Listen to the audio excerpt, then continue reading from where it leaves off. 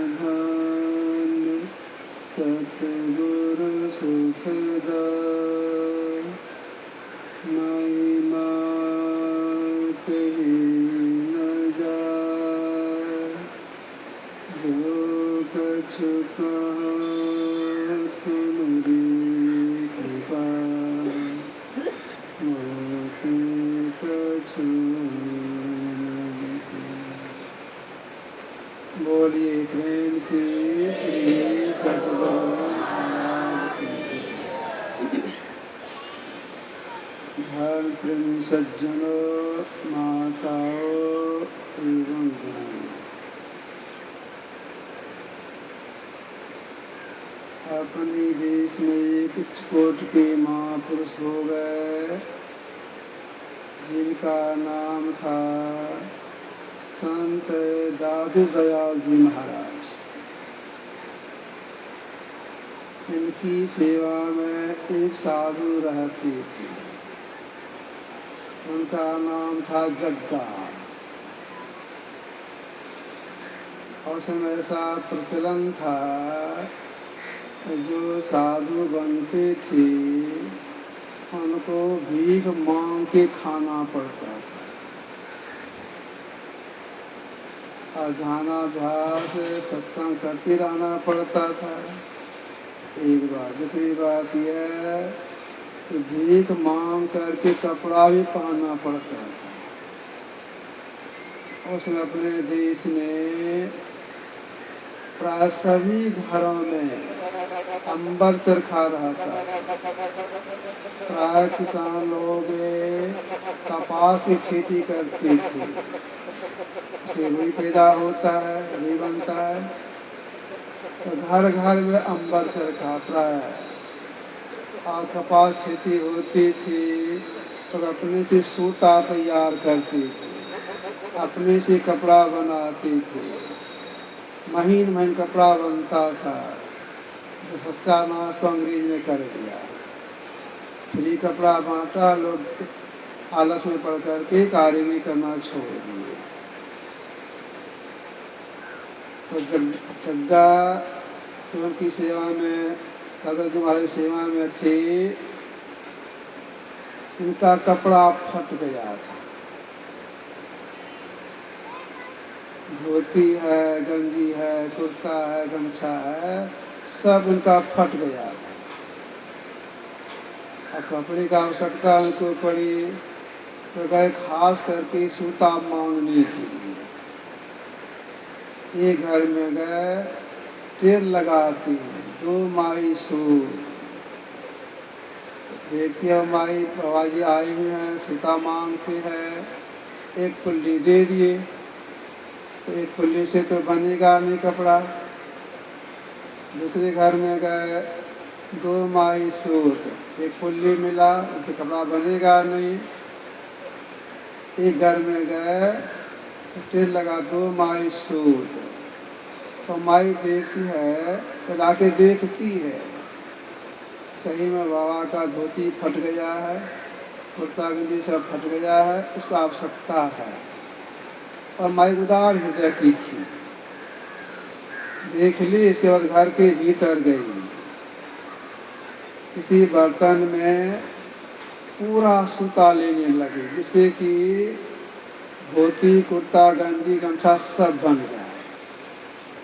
पूरा सूता ले रही है, अगर ये बाबा धीरे धीरे टेर लगा रही है, 2 माई सूत, 2 माई सूत, 2 माई सूत, टेर लगा रहे हैं। उधर माई सुन भी रही है, सूता ले भी रही है, पूरा पूरा सूता ले ली, तब आई देने के लिए। इनके पास में झोली था, जगह जी के पास झोली था, तो झोली में देते सूत को बोलती है, लो बाबा सूत। जैसे ही कहा लो बाबा सूत, पूरा सूता जो देखी जग्गा जी, अनायास मुंह से निकल गया, लो माई पूत। माई भी खुश हो गई, आशीर्वाद मिला हमको। तो सूता ले करके आए फिर गुरु के आश्रम में, झोला को बगल में रखी, पैर हाथ धोए, कुलाचमन किए, इसके बाद झोला को उठाए, सामान वहाँ रख दिए जहाँ रखना चाहिए सूता को। इसके बाद अपने गुरु को प्रणाम करें। जो संत होते हैं वे दुर्दृष्टा होती हैं, जिनकी बातों को देखते हैं सुनते भी हैं। तो दादोल जी महाराज ने कहा जग्गा से, जग्गा अभी तुम गया था सूता मांगने के लिए, जो माई पूरा सूता दी, सो तुम क्या कहा? तुम फिर लगा रहा 2 माई सूत, 2 माई सूत, 2 माई सूत। वह माई आई, तुम क्या कहा? तो माई बोले, लो बाबा सूत, तुम क्या बोला? तो चुप। ऐसे सब जानते हैं क्या बोला है, सुन लिए थे यहीं से। जब जगह चुप हो गए, कुछ नहीं बोले, तो उनके गुरुजी बोलते हैं, तुम क्या नहीं कहा उस माई को, लो माई पूत? हाँ गुरुदेव, मुझसे तो निकल गया। माई कह रही 2 बल्लो बाबा सूत, जिसे कहा पूरा सूता देखा तो रहा नहीं गया, तो मुझसे निकल गया, लो माई पूत। देखो तुम साधु है, मेरी सेवा में है, और तुम माई से कह दिया लो माई पूत। अब वह असल में है बांझ, अब उसको पूत कैसे होगा बोलो? गुरुदेव मेरे मुझसे निकल गया लो माई पूत। देखो तुम साधु है, मेरी सेवा में है, हमारी बात झूठी नहीं होगी। अब तुमको उनके कोख में जाना पड़ेगा, उसका बेटा बनना पड़ेगा। गुरुदेव जो ऐसी बात है, तो प्रार्थना आपसे यह है, निवेदन आपसे यह है कि जब मेरा जन्म हो तो आप ही मेरा गुरु बनिएगा। कहाँ यह होगा? जगह का शरीर छूटा और जीवात्मा उसी माई के कोख में गया, समय पाकर जन्म लिया। देखने बड़ा सुंदर, संत जी भी भिख मांग के ही खाते थे।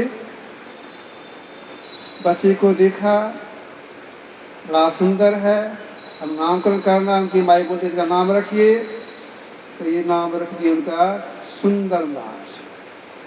जब कुछ सियाने हो गए, फिर सुंदर दास आ गए अपने गुरु की सेवा में, दादू की सेवा में आ गए, दीक्षा लिए, साधना करने लग गए। और साधना करते जब संत बन गए, तब उन्होंने संसार लोगों से कुछ कहा, देशवाद कुछ कहा।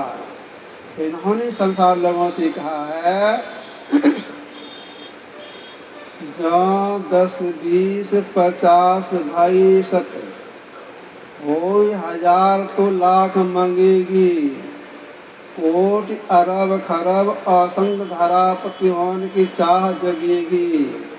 पृथ्वी पाताल राज करो, कृष्ण अदकित आग लगेगी। सुंदर संतोष विनाशठ तीर्थ आग कभी न बुझेगी। जहाँ 10, 20, 50 भाई सत है, संसार विषय को जितना भी आप हम दौड़ेंगे, और भोगे और भोगे, इतना बढ़ती चली जाएगी, शांत नहीं होगी। जैसे आग धधक रही है और उसको बुझाने ख्याल से आप थोड़ा सा घी देंगे उसमें, वो और धधकेगा, बुझेगा नहीं। जैसे लाभ से लोभ हटता है वैसे भोग तृष्णा शांत नहीं होती है। अब हमको नहीं चाहिए, कोई भोग नहीं हमको चाहिए, यह कैसे होगा? इस कामना का अंत कैसे हो जाएगा? हमको कुछ नहीं चाहिए। तुलसीदास जी महाराज ने लिखा है, राम भजन बिनु मिटहि की कामा, फल विहीन तरु कबहु की जामा। राम की भक्ति के बिना वासु समाप्ति नहीं होगी। उदाहरण क्या दिया? मिट्टी के बिना कोई भी वृक्ष अंकुरित नहीं होता है। राम भजन मिट्टी की कामा, थल विहीन तरु कबहु की जामा। मिट्टी नहीं है वहाँ आकाश कैसे होगा? नहीं होगा। ठीक ऐसे ही जब तक कि राम की भक्ति नहीं की जाएगी वासना की समाप्ति नहीं होगी, उसका कल्याण नहीं होगा। अभी हम लोगों ने पाठ में सुना, अनहोनी बात हो जाए उसको मान लीजिए थोड़ी देर के लिए, लेकिन जब तक कि राम की भक्ति नहीं करेंगे परमेश्वर की प्राप्ति नहीं होगी, आवागमन नहीं मिटेगा। अब विचार में यह है कि राम की भक्ति करने से परम संतुष्टि की प्राप्ति होगी, हम जीव को परम सुख की प्राप्ति होगी। तो जिनकी भक्ति करने से हम जीवात्मा का परम कल्याण होगा, उनके स्वरूप की जानकारी हो जाए, ठीक की जानकारी हो जाए, तो ठीक उनकी भक्ति भी कर सकेंगे। प्रातः काल इसी पर पाठ हुआ था, इस पर कुछ बोला भी गया था, बहुत बाबा लोग बोले थे। तो राम के लिए कहा गया है, परमात्मा के लिए कहा गया, अल्लाह खुदा के लिए कहा गया है, वे इतने महीन हैं, इतने बड़े हैं, उनसे बड़ा कोई नहीं, उनसे महीन कोई नहीं। यह है राम का स्वरूप। उनसे बड़े कोई नहीं, उनसे महीन कोई नहीं। अब महीन होने के कारण वे सब में एक समान घुस करके अपना मंडल बाहर रखती हैं। ऐसी कोई चीज नहीं, ऐसी कोई वस्तु नहीं जिसमें वे घुसे हुए नहीं हों। जैसे देखिए, हम लोग जब अस्वस्थ हो जाते हैं तो जाते हैं डॉक्टर के पास। वे जांच करते हैं, लिख देते जाइए खून का जांच कराएं। तो जाते हैं खून जांच करें डॉक्टर के पास। वे क्या करते हैं, दाहिने अंगुली में रबड़ का फीता बांधते हैं, कस के बांधते हैं, या धागा बांध देते एक अंगुली में, अंगुली कड़ी हो जाती है तो सुई को भोंक देते हैं, फक से खून निकलता है। और उस खून को उसमें पास में शीशा का टुकड़ा रहता है, चकोर ऐसा, बेसी नहीं 2-3 बूंद खून लेते हैं और उस खून को दूसरे शीशे से ऐसे घिस देते हैं, खून सूख जाता है। उसके बाद उसको कागज से लपेट देते हैं, जिनका खून का नाम पता लिख देते हैं, उस पर रख देते हैं, बोलते हैं उनसे उनका खून है, अभी आप जाइए, कल आइएगा, रिपोर्ट मिल जाएगी। तो चले जाते हैं। जब उनको फुर्सत मिलता तो वे जांच करते हैं। उनका कहना क्या है, शीशे पर जो खून लिया गया चलता फिरता वो कीटाणु दिखाई पड़ता है, कौन रोका कीटाणु है, ऐसी दवाई लिखते हैं, दवाई का सेवन करते हैं रोगी और रोगी स्वस्थ हो जाते हैं। अब देखिए, शीशे पर कीटाणु है, चल फिर रहा है, जीवित है, ये आंख से देखने नहीं आ रहा है, अनुवीक्षण जल से उसको देखा जाता है। तो जो कीड़ा जंतु के द्वारा देखने में आता है, क्या देखते हैं जंतु के द्वारा? उस कीड़े के शरीर के अवयव को देखती हैं। हाथ है, पैर है, पेट है, माथा है आदि दिखने में आता है। चल फिर रहा है, उसके अंदर जीव भी है, तो वो चलता फिरता है। और जीव के संग में 4 इंद्रियां हैं, और देखने में आता है? नहीं देखने में आता है। हम लोग जीव हैं, हम लोग शरीर के भीतर में भी 4 इंद्रियां हैं। 4 इंद्रियों का 4 काम है। मन का काम है संकल्प विकल्प करना, बुद्धि काम उसका निर्णय कर देना, अहंकार काम है मैं अपने का बोध करना, और चित्त का काम है स्पंदन करना, हिंडोल करना। एक काम और है चित्त का, चेतन शक्ति लेकर के मन को, बुद्धि को, अहंकार को देना, जिससे यह काम करे। चित्त का यह काम है। तो मन का काम है संकल्प विकल्प करना। संकल्प विकल्प करने की जो शक्ति है, बुद्धि काम है निर्णय कर देना। बुद्धि में निर्णय लेने की शक्ति जो है, अहंकार में जो मैंपन करने की शक्ति है, चित्त में जो स्मरण करने की शक्ति है, उस शक्ति में भी परमात्मा व्यापक है। विचार की कितना बारीक परमात्मा है।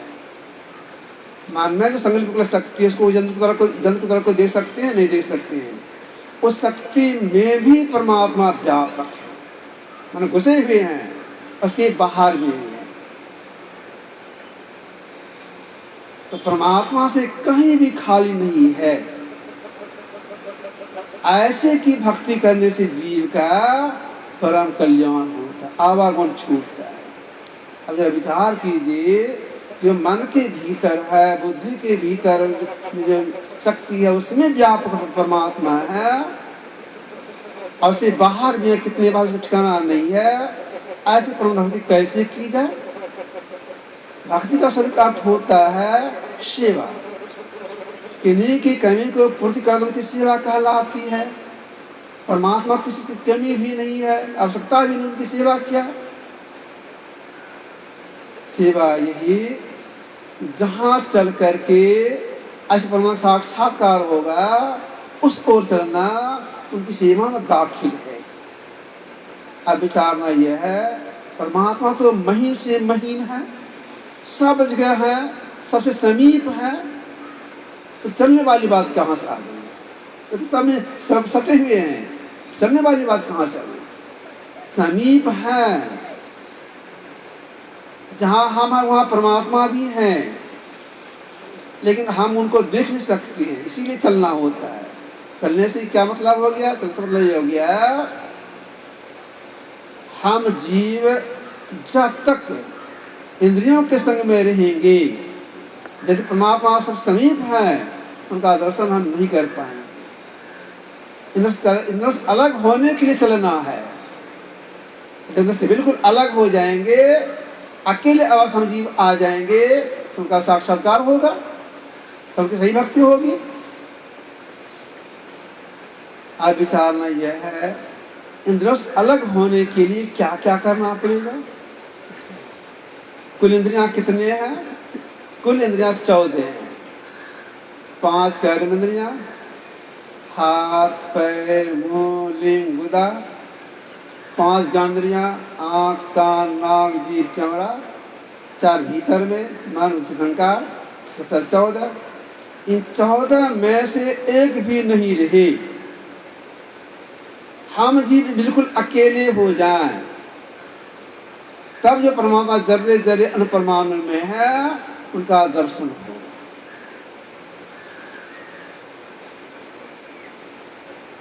अब विचारना यह है, 14 इंद्रियों में से एक भी इंद्रिय साथ में नहीं रही, इसीलिए चलने के लिए महापुरुषों ने कहा।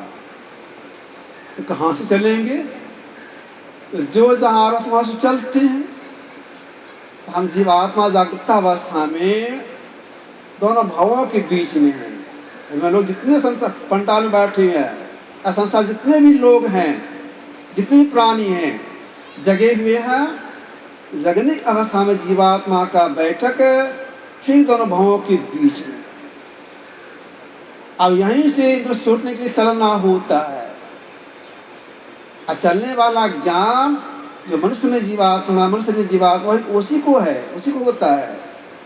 गाय में जीव है, बकरी में जीव है, हाथी घोड़ा में जीव है, उसको यह ज्ञान है कि हमको चलना है, उसको यह ज्ञान कि परमात्मा है, ज्ञान उसको नहीं है। हाँ, मन सारी जीवात्मा का ज्ञान है, सत्य बात में ज्ञान होता है तो सही परमात्मा है, सब जगह है, और उनके दर्शन के लिए चलना होता है। तो हम जीवात्मा जागृत अवस्था में कि दोनों भावों के बीच में है। इंद्रियों से बिल्कुल छूटने के लिए किधर चलना होगा? आंख से नीचे पिंड का भाग, याद रखेंगे, आंख से नीचे पिंड का भाग है, ऊपर ब्रह्मांड का भाग है। ऊपर चलने से इंद्रियां छूटती है। अब विचारना यह है, ऊपर चलने से इंद्रियां छूटती है, तो ऊपर चलने का रास्ता कैसा है? तो महापुरुषों ने कहा ऊपर चलने का रास्ता बहुत बारीक है, बहुत पिछड़ है, बारीक भी है, पिछड़ भी है। माया का झोंका लगता तो जीवात नीचे गिर जाता है। तो बहुत बारीक रास्ते में चलना है, आंख दोनों भावों के बीच से चलना है, ऊपर को चलना है, ऊपर चढ़ाई करनी है। ऊपर चढ़ाई करने के लिए सिमटाव करना होता है। सिमटाव स्वाभाविक ऊपर क्यों चढ़ाई होती है? जैसे देखिए, अभी आप जिस बिछावन पर बैठे हैं, इसकी ऊंचाई कितनी? बहुत कम। जो दरी बिछा हुआ है, पाल बिछा हुआ है, उसकी ऊंचाई बहुत कम। सत्संग समाप्ति होगी, आरती होगा, सब लोग चले जाएंगे, जिनका बिछावन है वे समेट लगेंगे, 4, 5, 10 हाथ की ढेरी हो जाएगी। समेटने से ऊपर को बिछावन हो गया। किसान लोग अपने खेत में धान उपजाते हैं, मकई उपजाते हैं, सुखाने के समय में खलिहान में पसार देते हैं। 10 मन, 15 मन, 20 मन धान है, पसार देते हैं। धान सूखने पर उसको समेटते हैं, 10 हाथ, 12 हाथ, 15 हाथ की ढेरी हो जाती है। सिमटा हुआ तो चढ़ाई हो गई। ठीक ऐसे ही जब अपना सिमटाव करेंगे, ऊपर चढ़ाई हो जाएगी, पिंड से ब्रह्मांड में चढ़ाई हो जाएगी। तो सिमटाव करने के लिए क्या करना पड़ेगा? तो जितने बड़े बड़े महापुरुषों सब कहना है कि सिमटाव करने के पहले आप यह जानिए हम पसरे किसमें हैं। जीवात्मा प्रसार हो गया है 5 विषयों में, रूप, रस, गंध, स्पर्श और शब्द में। शब्द में यहाँ पर नाम। सहारा सिमटाव के लिए पहले क्या करेंगे? तो महापुरुषों ने कहा पहले नाम का सहारा लीजिए, रूप का सहारा लीजिए, और सहारे के लिए धारण एक कीजिए, और आगे बढ़ने से साधना कीजिए। तो सबसे पहले महापुरुषों ने कहा शब्द का सहारा, शब्द का नाम का सहारा। अब विचारना यह है कि परमात्मा के रखे हुए नाम बहुत से हैं। जग्गा का जो गुरु थे दादू जी महाराज, उन्होंने कहा दादू सिरजनहार के, सिरजन परमात्मा, दादू सिरजनहार के नाम अनंत। परमात्मा बहुत से नाम है, सब रखा हुआ नाम है। असल परमात्मा कोई नाम नहीं है। देखिए वाणी हम लोग पढ़ते सुनते हैं, प्रभु अकथ अनामी, प्रभु परमात्मा अनामी, का कोई नाम नहीं। जैसे देखिए हम लोगों का जन्म हुआ था, माँ की पेट से बाहर हुए, उसमें क्या नाम था? इसमें कोई नाम नहीं था। 1-2 महीने के हुए तब नाम रखा गया। किसका नाम? जो जीव उसका नाम रखा गया है, उसका नाम नहीं। देह का नाम रखा गया है, पहचान के लिए देह का नाम रखा गया है। जीव का कोई नाम नहीं, परमात्मा का कोई नाम नहीं। हम लोग जो परमात्मा को कोई नाम लेते हैं, राम, कृष्ण, मालिक, प्रभु, ये सब नाम लेते हैं, रखा नाम है, कोई महापुरुष नाम रखे हैं। असल परमात्मा का कोई नाम नहीं, अनाम का कोई नाम नहीं। तो रखे नाम में से एक नाम, बहुत से नाम परमात्मा के रखा नाम है, तो एक नाम को जपेंगे तो बहुत नाम छूट गया। तो एक नाम को जपने के लिए महापुरुषों ने कहा कैसे जपेंगे, तो जैसे गुरु बता दो वैसे जपेंगे। कोई काम कर रहे हैं, कहीं जा रहे हैं, कहीं से आ रहे हैं, मन ही मन जपते रहेंगे, यह हुआ हिसक लगाने के ख्याल से।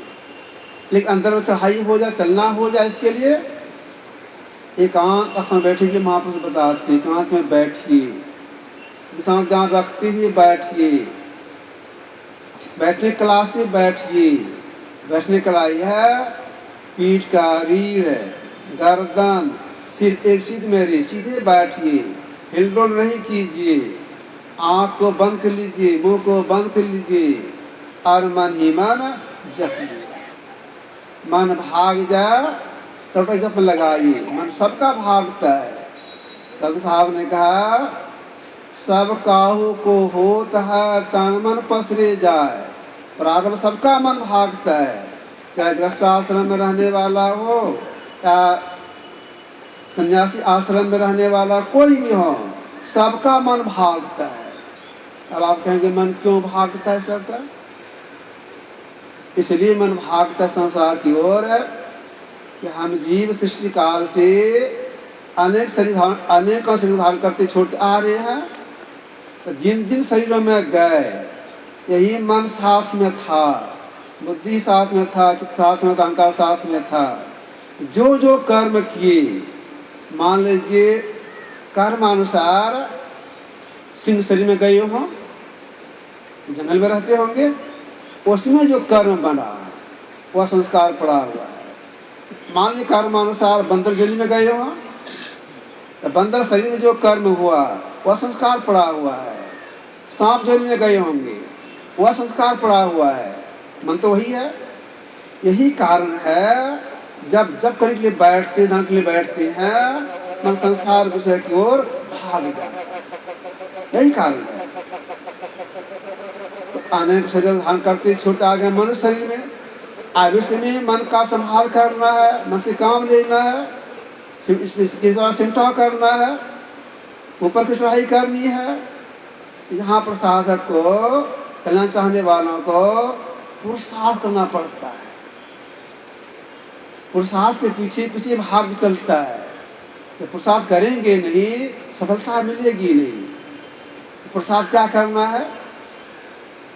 पुरुषार्थ यही करना है कि जैसे मन जप को छोड़ के भागे, तो लौटा के जप पे लगा देना चाहिए, विलंब नहीं करना चाहिए। अगर विलंब करेंगे, मन तो ऐसा शैतान है, 1 घंटे आप बैठेंगे, ढीला कर देंगे मन को, क्या क्या कौन कौन सी बात सोचते सोचते उसका अंत भी नहीं होगा, समय आपका पूरा होगा। मन का समय का अंत नहीं होता है। इसे देखिए, जब से जगे हैं, कितनी बात को सोचिए, जब विचार कीजिए। सोचते जा रहे हैं, बिसरते जा रहे हैं, सोचते जा रहे हैं, बिसरते जा रहे हैं, अंत ही नहीं होता है। जब तक सोएंगे नहीं, तब तक इसका विकल्प होते रहेगा। अब सिमटाव करने के लिए तो मानो जो संकल्प विकल्प आ जाए, तो तुरंत हटा करके जप लगा देना चाहिए, विलंब नहीं करना चाहिए। हृदय की सख्त आज्ञा है। क्या आज्ञा है? जहाँ जहाँ मन भागी जाए, तहाँ तहाँ से तत्क्षण फिर लगा ये देह में आपन, आशिक प्रतिहार धर धर धर के, अरे हारे में आरो आगे बढ़िए चलिए धारा धर धर के। जहाँ जहाँ मन भागे और जप लगा दीजिए, विलंब नहीं कीजिए। ये जो मन भागता लौटाते हैं, भागता लौटाते हैं, फिर भागता लौटा लेते हैं। जब करने के लिए एक ही काम जो बार बार करते हैं, इसी को महापुरुषों ने कहा प्रत्याहार। एक काम को बार करना प्रत्याहार कहलाता है। इसी प्रत्याहार में साधक को पुरुषार्थ करना पड़ता है। अगर पुरुषार्थ में सफलता हो गई तो उससे क्या होता है, धारणा हो जाती है। धारणा से क्या होता है, अल्पटिका, धारण का अल्पटिका हो गया। इसी अल्पटिका में चढ़ाई हो जाती है, अनुभूति हो जाती है। इसलिए साधक पुरुषार्थ करना चाहिए। जैसे मन भागे जब को छोड़ करके और जप लगा देना चाहिए। अब विचारना यह है किस कला से जप करेंगे, जिससे कि हमारी चढ़ाई हो जाए ऊपर। कोई बिरला यही विधि नाम कहे, होठ न डोले जीवन बोले, सुध लाई गहे, कोई बिरला यही विधि नाम कहे। नाम जप करने के समय में मुंह के भीतर में जो जिभ्या है वह हिले डोले नहीं, फोर पट नहीं करे, माने मन मंत्रावृत्ति हो। अगर मन भाग जाए तो जप लगा देना चाहिए। ध्येय कहाँ रहे, आंख बंद, अंधकार दिखाई पड़ता, अंधकार में धीरे देखते रहे अंधकार को, और जप करता रहे। जब टूटे नहीं से ख्याल, जब टूटे नहीं तब परिणाम का क्या निकलेगा, जपते जपते धारक स्थिति प्राप्त हो जाएगी, अल्पटिका होने लगेगा। उसी अल्पटिका में चलना प्रारंभ होता है। किधर चलना प्रारंभ होता है, इधर से हम इधर आए हैं। हम पहले कहाँ थे, हम जी परमात्मा में थे, परमात्मा थे, उनकी मौज हो गई, एक ये सृष्टि हो गई। हृदय की वाणी में है, तू उतर परियोत्तम माय बीवनी शब्द में, एक तो परियो दूर चलो निशब्द में। हम जी पहले निशब्द में थे, निशब्द से आगे शब्द में, सबसे आगे प्रकाश में, अभी अंधकार में फंसे हुए हैं। आंख बंद अंधकार, ऐसे अंधकार चलने के लिए महापुरुषों ने कहा अंधकार को पार करो, प्रकाश में जाओ, उसको पार करो, शब्द में जाओ, शब्द को पार करो, निशब्द में पहुंच जाओ। चलने का प्रारंभ होता है एक नाम के जप से। उलटी पास लो, पैरो पकड़ो, पसरा मना बटोर, लटिए चलिए, जिधर चलिए। अब चलने के लिए पहले एक नाम का जप करेंगे। जब करें क्लास जप करेंगे, जो सीधा तन करके बैठते हैं, हिलडोल नहीं करते हैं, तो सीधा बैठने से बड़ा लाभ होता है। क्या लाभ होता है सीधा बैठने से, पीठ का रीढ़, गर्दन, सिर सीधा करके बैठते हैं, उनकी आयु बढ़ती है। आयु क्यों बढ़ जाती है उनकी, आयु इसलिए बढ़ जाती है, सीधा बैठने से श्वास कम चलता है। जिनका श्वास कम चलता आयु बढ़ जाती है, जिनका श्वास तेज चलता है, अधिक चलता है, उसकी आयु कम जाती है। तो सीधा बैठने से आयु की वृद्धि होती है। अगर समाधि में चले गए लंबी आयु हो जाती है। एक बात मैं सुनाता हूँ लोगों को। अपने देश में एक कोट के महापुरुष हो गए श्यामाचंद लाहिड़ी, अंग्रेज जमाने हुए थे। ये दानापुर में रेलवे में काम करते थे। एक इनकी बदली हो गई। बदली कहाँ हो गई, हिमालय की तराई रानी खेत में। बदली का कागज लेकर के रानी खेत गए, वहां जाकर ज्वाइन किए, ऑफिस में काम करने लग गए। जब संध्या का समय हुआ तो इनके मन में हुआ टहलना चाहिए, स्वास्थ्य लाभ के लिए कुछ टहलना चाहिए। ऑफिस को बंद किए, कोई जान पहचान के उनके यहाँ नहीं हुआ। अकेले निकले टहलने के लिए। पहाड़ी क्षेत्र, रानीखेत पहाड़ी क्षेत्र, पहाड़ी पहाड़। चले टहलने के लिए पहाड़ की ओर, कुछ दूर निकल गए, मन हुआ बहुत दूर आ गए, अब लौट चलना है। जिसे मन बात लौट चलना है, आवाज आती है, लाहिड़ी जी और आगे बढ़िए। ये चक्कर ना होगा। अगर पहली बार आया, किसी परिचय नहीं, और नाम लेके कहते हैं लाहिड़ी जी और आगे बढ़िए, इधर देखने लगे, कहीं दिखाई नहीं पड़ रहा है कोई। अच्छा, आगे बढ़ना अच्छा है। और थोड़ा सा आगे बढ़े, मन में बात आती, अब लौट चलेंगे। जैसे मन में बात आजकल लौटेंगे, फिर आ जाती है, लाहिरी जी और आगे बढ़िए। चुकन्ना हो घरी, इसको देख नहीं रहा हूं और कह रहे आगे बढ़िए, नाम लेके कह रहे आगे बढ़िए। अच्छा, आगे बढ़ना चाहिए। तो और आगे बढ़े, आवाज आती है, लाहिरी जी इधर देखिए। आवाज इधर देखिए, उधर देखने लग गए। देखते एक पहाड़ चट्टान पर एक महात्मा जी खड़ी हैं। महात्मा जी के पास गए, चल के प्रणाम किए। महात्मा जी ने कहा, मेरे साथ चलो। अब सुनसान जगह है, शाम हो गई। महात्मा जी कहा, मेरे साथ चलो। तो चलना पड़ेगा उनको। महात्मा जी आगे आगे, महात्मा का नाम था बाबा जी महाराज। ये आगे आगे, लाहिरी जी पीछे पीछे चले जा रहे हैं। चलते चलते कुछ दूर गया, एक गुफा आ गया। महात्मा जी का इसमें घुसना पड़ेगा। महात्मा जी आगे घुसे, अब उनको पीछे से घुसना पड़ा। जब भीतर घुसे तो वहां तो अंधार होना चाहिए गुफा के भीतर में, लेकिन अंधार नहीं था। पूरे गुफा में प्रकाश था। ऐसा नहीं समझे वहां लाइट जलाया होगा कोई, ऐसी बात नहीं, स्वतः प्रकाश था वहां। वहां क्या जाके देखते हैं लाहिरी जी, 4-5 महात्मा समाधि में बैठे हुए, एक आसन खाली है। आसन के बगल में कमंडल रखा हुआ है, लकड़ी का बना आसा हुआ भी रखा हुआ है, लोहे का बना चूटा रखा हुआ है। जो महात्मा जी ले गए थे गुफा में, वे पूछते लाहिरी जी से, लाहिरी ये आसनी किसकी है, यह कमंडल किसका है, यह चूटा किसका है, यह लकड़ी का बना आसा किसका है। लाहिरी जी ने कहा, महाराज जी हम तो यहाँ पहली बार आए, मुझे क्या पता है किसका है। कहा, सुनो, ये आसनी तुम्हारी है, कमंडल आसा चूटा सब तुम्हारा है। तुम यहाँ बैठ के ध्यान करता था, तो तुम्हारा शरीर शांत हो गया तो हमारे शिष्य लोग दाह संस्कार कर दिया। तुम्हारा जन्म बंगाल के फलाने गांव में हुआ है, तुम इतने भाई हो, तुम रेलवे में काम कर, दानापुर में काम करते हो।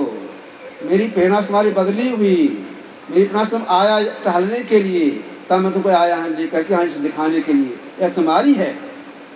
रोने लग गए, क्या रो मत, यहीं पर तुम रहो। 6-7 उनके यहाँ रहे, इस दरमियान दीक्षा लिए, उसी आसन में बैठ के ध्यान किए। कुछ तरक्की भी हुई। बाबा जी महाराज का, अब तुम जाओ, 6-7 दिन हो गए, अब तुम जाओ, ऑफिस जाओगे, कुछ चिट्ठी मिलेगी, चिट्ठी में यही लिखा हुआ रहेगा, तुम्हारी बदली भूल से हुई है, आप आ जाइए फिर दानापुर, तुम दानापुर जाकर ज्वाइन करो और मेरे ज्ञान का प्रचार करो। कहा, हजूर अब हम नहीं जाएंगे, हम यहीं रहेंगे। तो नहीं, तुमको जाना होगा, संसार को जाना होगा। हजूर मेरी इच्छा होती है आपके पास ही हम रहें, आपके शरण में रहें, आप मेरे पिछले जीवन के गुरु, अभी मेरे गुरु, मैं आप त्याग के कहाँ जाऊंगा। नहीं, मेरी आज्ञा, तुम जाओ। अच्छा, तुम इतना करते निवेदन करते हो, मैं तुमसे कहता हूँ, जब तुम हमारा दर्शन करना चाहोगे वो दर्शन दूंगा। इतना ही नहीं तो ऐसे तुम्हें साथी को दर्शन नहीं दूंगा, तुम जाओ। पीठ ठोक दिए। लाहिरी जी वहां प्रणाम करके आए आपको ऑफिस, चिट्ठी मिला उनको, लाहिरी जी आपकी बदली गलती से हो गई है, आप जल्द आ जाइए दानापुर। दानापुर गए, अपने साथियों से बोलने लग गए, हमारे पिछले जीवन गुरु अब भी संसार में है, उनका नाम बाबा जी महाराज है। उन्होंने जो रहते हैं, उन्होंने मुझे कहा है कि जब तुम चाहोगे दर्शन लेने के लिए दर्शन दूंगा, मैं साथियों को दर्शन दूंगा। साथियों ने कहा जरा दर्शन करा दीजिए हम लोगों को भी। ठीक है, दर्शन करा देता हूं। उन्होंने वचन दिया है। एक बड़ा हॉल था, हॉल को साफ करवाए, उसमें उनके साथी लोग बैठ गए। लाहिरी जी आंख बंद करके अपने गुरु को याद किए, गुरुदेव यहाँ के दर्शन दीजिए, इसे प्रार्थना के यहाँ के दर्शन दीजिए। बाबा जी महाराज उसी हॉल में आके प्रकट हो गए, सबको दर्शन हुआ। अब देखिए लाहिरी जी के गुरु, पिछले जीवन के गुरु अभी संसार में हैं, 100 से भी संसार में हैं। क्यों संसार में है? इसलिए इस समाधि में चले जाती है, समाधि में उनका श्वास कम बंद हो जाता है, आयु बढ़ जाती है। तो जो सीधे बैठते हैं उनका आयु बढ़ जाती है, क्योंकि श्वास कम चलता है। तो साधक को सीधे बैठना चाहिए, बिल्कुल सीधा बैठना चाहिए। गुरुदेव की भी यही आज्ञा है। क्या आज्ञा है? धरगर मस्तक सीधी साधी आसन आसमीना, सीधा बैठो। गुरुदेव की यही आज्ञा, सीधा बैठो। सीधा बैठ जाए, शरीर को हिलाते डुलाते रहें। तब जब करने में जो सफलता मिलनी चाहिए, जो अनुभूति होनी चाहिए, वह नहीं होगा। तब गुरुदेव ने क्या कहा? हिल डोल तजी सुरक्षित करी, इसके बाद प्रणव तार उगाई, हिल डोल नहीं हो।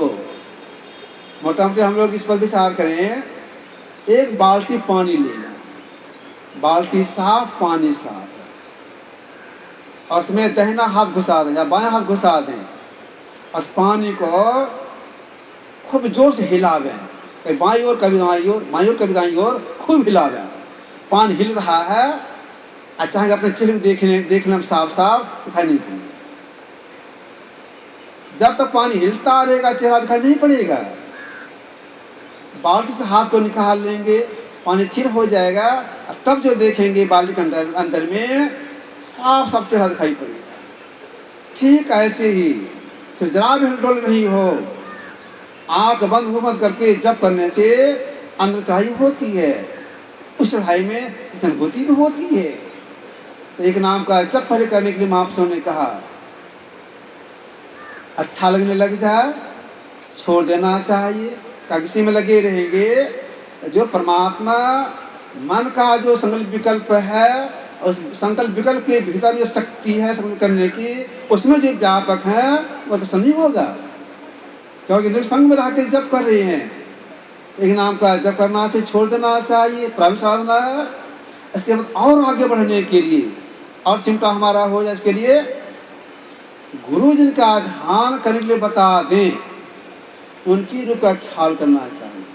ख्याल को श्रद्धा ऐसी हो, हम जो मानसन कर रहे हैं मनुष्य का नहीं, परमात्मा का, यह भावना रही। जैसे गुरु हैं वैसे ईश हैं, जैसे गुरु हैं जैसे ईश से परमात्मा वैसे गुरु हैं, कोई भेद नहीं। इस भावना से गुरु की उपासना करनी चाहिए। गुरु परमात्मा का संस्कार रूप है। उधर की वाणी हम लोग पढ़ते सुनते हैं, जीवित आप ही आवे, ये कल्याण के लिए परमात्मा गुरु रूप में आते हैं, दीक्षा देते हैं, बल प्रदान करते हैं, और गुरु ही जीव को मोक्ष भी देते हैं। गुरु के ध्यान करने में यह श्रद्धा रे, यह निष्ठा रे, ये परमात्मा का संस्कार है, परमात्मा है, यह भावना, इस भावना से ध्यान करना चाहिए। ध्यान करने में लगन कैसा हो? लगन ऐसा हो एक के अलावे किन्हीं का ख्याल न आने पाए, यह लगन है। जिनका ध्यान करने गुरु बता दिए, स्वरूप का बता दिए गुरु, उन्हीं का रूप के ध्यान करना चाहिए। ख्याल करने ऐसे हैं, उनका चेहरा ऐसा है, जो एक रूप अपने को बना के रखते, ख्याल लगा के रखते हैं। ख्याल करते करते जब उनका ख्याल में आने लगता है, उनका गुण भी आने लगता है, उनका ध्यान का जब गुण भी आने लगता है। जो गुण के होते हैं, ध्यान करने वाले के अंदर वही गुण घुसता है। जैसे देखिए द्रोणाचार्य बाण विद्या में निपुण थे, एकलव्य ने उनका ध्यान किया, एकांत में ध्यान किया, तो बाण विद्या में ये निपुण हो गए। तो जिनका ध्यान करके उनका गुण भी आने लगता है। तो जो संत सदगुरु होगा उनका ध्यान करने से गुण भी आने लगता है। एक रूप का ध्यान के लिए महापुरुषों ने कहा कि इतने में अगर करने की सफलता मिल गई तो इतने में जीव परमात्मा का दर्शन ही किया, परमात्मा का साक्षात्कार उनको नहीं हुआ। दृढ़ संग में रहकर ध्यान कर रहे थे, मान कर रहे थे, इंद्रिया नहीं छूटी। अब क्या करेंगे? तो महापुरुषों ने कहा ध्यान कीजिए। ध्यान कैसे किया जाता है? ध्यान करने में आंख बंद मुंह बंद। आंख बंद करने पर अंधकार दिखाई पड़ता है। अब इसी अंधकार में इशारों एक करना यही ध्यान है। एक कैसे करेंगे? तो अंधकार में टक टक लगे देखना है, एक टक से देखना है। कहाँ देखना है? तो गुरु जहां निशानाबद्ध है देखने के लिए, ठीक वही देखना है, सीधी निगाह से देखना है। लेकिन यह ख्याल है आंख पर जरा भी जोर नहीं लगे, और आंख पर जोर लगा देंगे आंख आपकी बिगड़ जाएगी। हाँ, लेकिन देखना है, सीधी निगाह से देखना है, टक लगा के देखना है, सीधा देखना है। हृदय की वाणी में है टकवा ताकन दियो बताई। टकवा ताकन, टकवा से सीधा बोलते डलिया बनाने में, ठीक है सीधा देखना चाहिए, ऊपर नहीं ख्याल जाए, नीचे ख्याल नहीं जाए, बाएं दाएं और ख्याल नहीं जाए, सीधा ख्याल दे। ऐसा करने में समय लगता है, इसके साधना में समय लगाना होता है। तो समय नहीं लगाएंगे सफलता नहीं मिलेगी। जितने बड़े बड़े महापुरुष हो गए सब समय लगाना पड़ा है और लगन के साथ करना पड़ा है, तब सफलता मिली है। अयोध्या में कुछ कोटि संत हो गए, पलटू साहब, इन्होंने कहा 8 पहर सन्मुख 8 पर निरखत रहे जैसी चंद चकोर।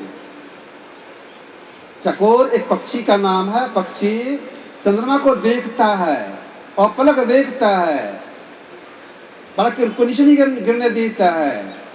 ठीक ऐसे ही अपलक चकोर देखता है चंद्रमा को, ठीक ऐसे साधक को अंधकार में शिव निगाह से देखते रहना चाहिए, समय लगा के देखते रहना चाहिए। इसी को पलटू साहब कबीर साहब ने कहा 8 पर सन्मुख लड़े सोई बांधे बाना हो। लड़ने मतलब है सामने देखना, देखते देखते दृष्टिधार अपने आप टकराएगी, एक हो जाएगी। उसका माप क्या है? टकराने का, एक होने का 12 अंगुल, 12.25 अंगुल की दूरी पर, 12.25 पर या 12.25 पर नहीं टकराती है, नहीं एक होती है। माप है 12 अंगुल। हम सारे काम के लिए देखना, देखते देखते अपने आप टकराएगी, एक हो जाएगी। जैसे एक हो जाएगी, सट जाएगी, प्रणाम क्या होगा इसका? प्रणाम इसका यह होगा 5 कर्मेंद्रियां, हाथ पैर मुंह लिंग गुदा, 5 ज्ञानेंद्रियां, आंख कान नाक जीभ चमड़ा, ये 10 इंद्रियां आपकी छूट जाएगी। जैसे कि साथ एक होगी, ये 10 इंद्रियां आपकी, 5 कर्मेंद्रियां 5 इंद्रियां 5 कर 5 ज्ञानेंद्रियां छूट जाएगी आपकी। तब यह जीव 4 लोग संग में रह करके पिंड से ब्रह्मांड चढ़ाई करेगी। हृदय की वाणी में है मानसे चेतन धार सुरत ही केवल पैठ सके जामे। जिह गमनत छुटत पिंड ब्रह्मांड खंड सुधि जामे। क्या कहा इन्होंने? मानसे चेतन धार सुरत केवल पैठ सके जामे। कैसे बैठेंगे, कैसे घुसेंगे? किसी सालों एक करेंगे तब उसमें घुसेंगे। हम जीव घुसेंगे और हमारे सलाह संगीत चांद यह भी घुसेगा। प्रणाम क्या होगा इसका? छुटत पिंड, आंख से पिंड का भाग है, वो ब्रह्मांड का भाग है, ऊपर चढ़ाई हो जाएगी। ऊपर कौन सा स्थान है? आंख के ठीक ऊपर में, जहाँ आंख के ठीक ऊपर में तुरी अवस्था है। उसका प्रारंभ कहां से होता है?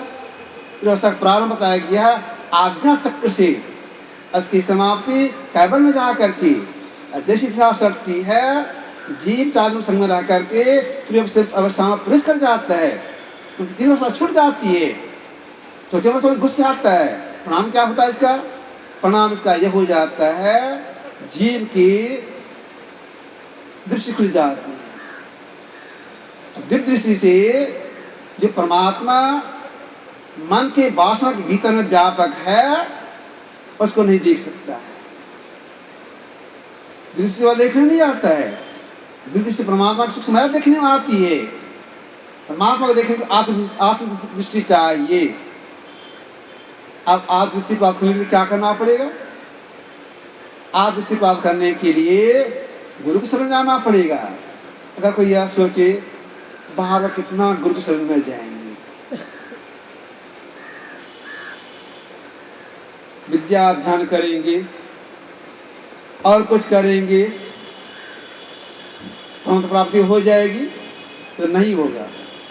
कितना भी विद्या अध्ययन करेंगे और कुछ करेंगे, तपस्या कुछ भी करेंगे, गुरु की शरण में नहीं गए सब साधना सीखने के लिए, नहीं सीखे, सफलता सब साधना आप इससे आपकी नहीं खुलेगी। कृष्णदास जी महाराज छोटे संत हो गए, इन्होंने कहा 14 4 8 10 रस समझ भरपूर, नाम भेद जाने बिना सकल समझ में धूल। कर कोई विद्या करते 14 विद्याओं का ज्ञाता हो जाए, नाम भेद नहीं सीखे हैं, संसार नहीं सीखे हैं, सकल समझ में धूल, कुछ नहीं वो सीखे हैं। भेद जाहिर नाम में बिन गुरु जानन को, तुझने विनीत वर जो पर शिव हो। ब्रह्मा विष्णु महेश्वर कोई हो जाए तब के द्वारा, जब गुरु शरण नहीं गए, नाम भेद नहीं मालूम, उनका कल्याण नहीं। तो नाम भेद सीखना चाहिए, नाम सब साधना करनी चाहिए, सब साधना करनी चाहिए। जो सब साधना करते हैं उसका कल्याण का कल्याण होता है। सबके अंदर में शब्द हो रहा है, अनशब्द हो रहा है। उस अनहद शब्द में जो व्यापक है, उस अनशब्द में जो व्यापक है, उसे कहा गया राम नाम।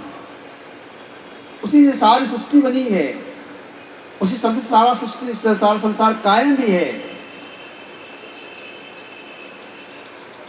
तुलसीदास जी महाराज ने लिखा है, बंदा राम नाम रघुवर को, हेत कृषानु भानु हिम कर को। इसको मैं फिर दोहराता हूं।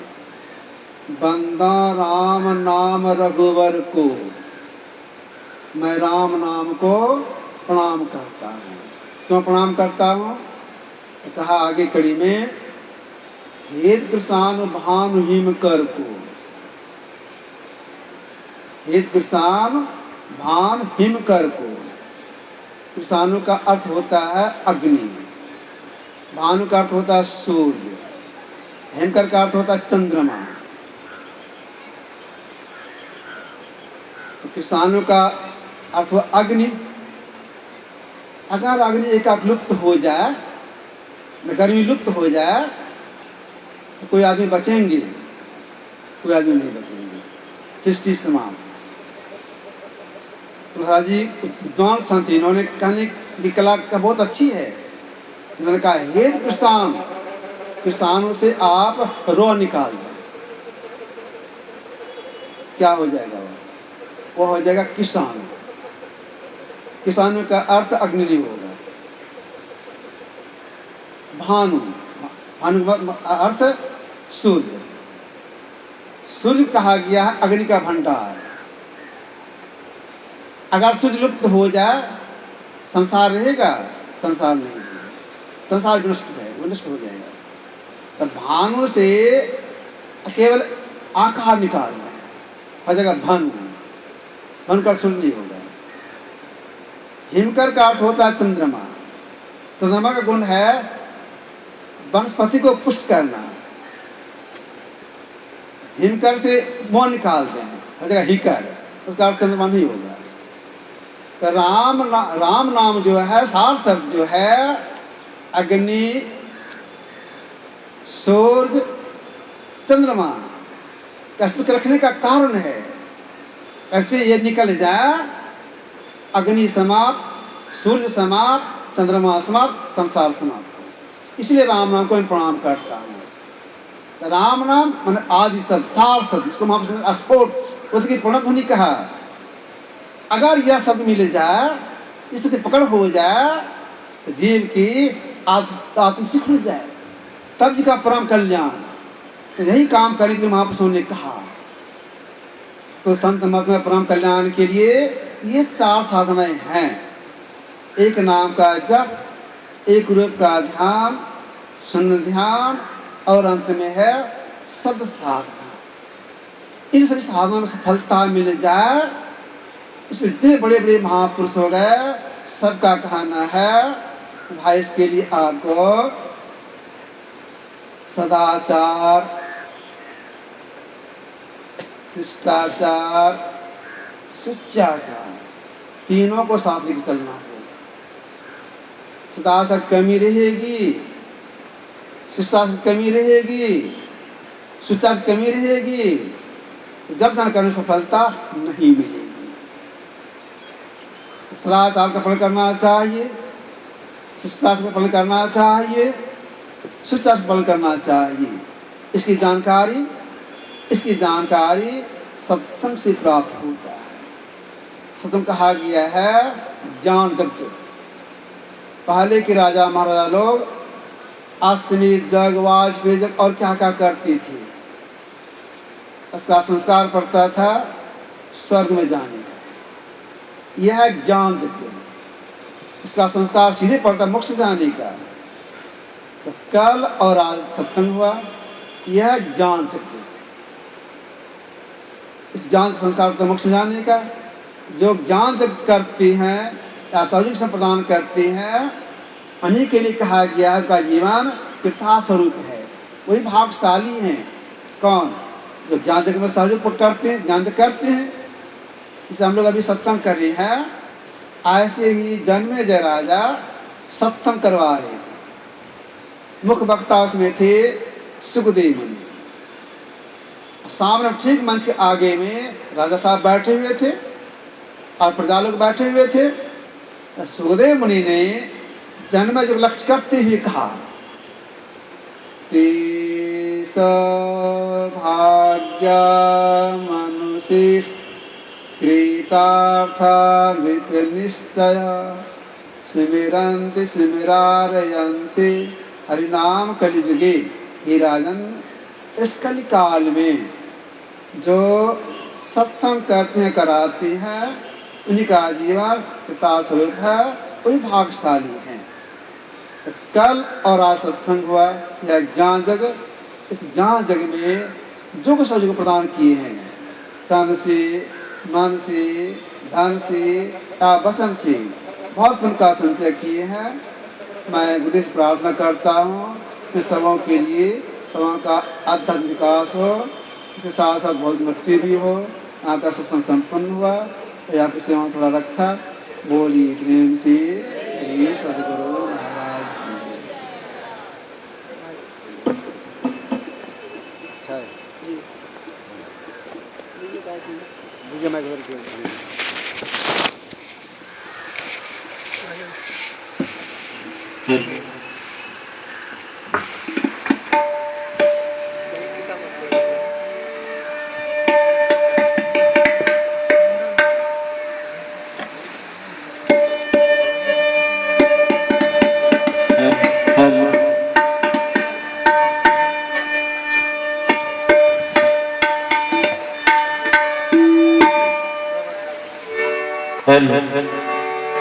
गुरु चरण कमल बलिहारी रे,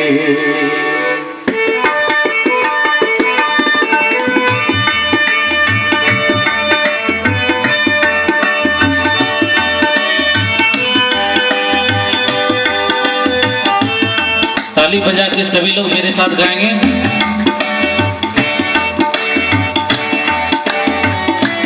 गुरु चरण कमल बलिहारी